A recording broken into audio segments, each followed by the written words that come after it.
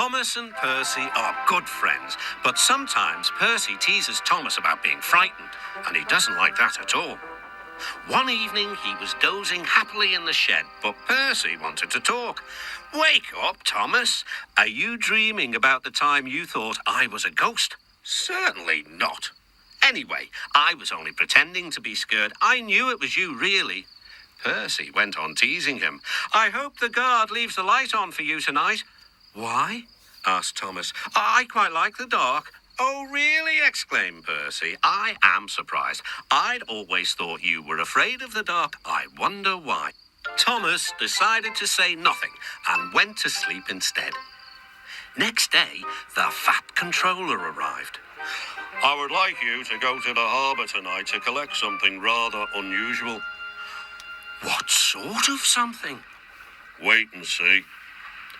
Percy was moving trucks into a siding.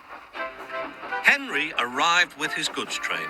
The signalman switched the points, and Percy waited on the siding until Henry had steamed by. Then there was trouble. "The points are jammed," called the signalman. "I can't switch them back. The workmen will mend them in the morning. It's too late now." Said Percy's driver. "I'm sorry, Percy, but you will have to stay here for the night." "Where are you going?" asked Percy. "Home for tea," replied the fireman. Percy was speechless. He watched as the other engines went home to the shed. Night-time came, and Percy began to feel very lonely. "Oh dear," he murmured, "it's very dark." Oh, what's that?" It was only an owl, but Percy didn't realise this.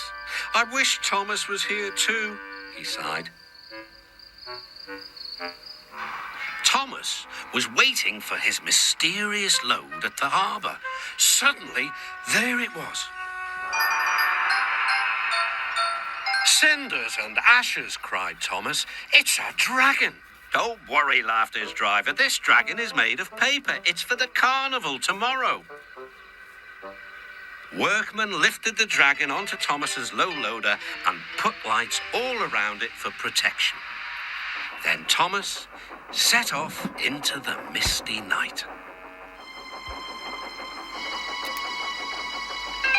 Percy was asleep in his sidings and had no idea that Thomas was approaching him.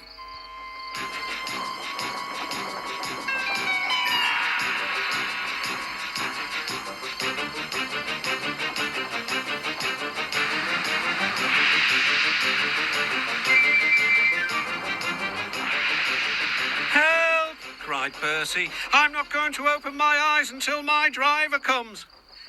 Next morning, the points were mended and Percy puffed back to the junction. Gordon was just about to leave with the express. "You'll never guess what I saw last night." Gordon was in no mood for puzzles. "I'm a busy engine. I don't have time for your games." "I've seen a huge dragon. It was covered in lights." Gordon snorted. "You've been in the sun too long. Your dome has cracked." When the other engines heard the news, they laughed too. "Look out, Percy," chuckled James, "or the dragon may gobble you up." "No one believes me," puffed Percy.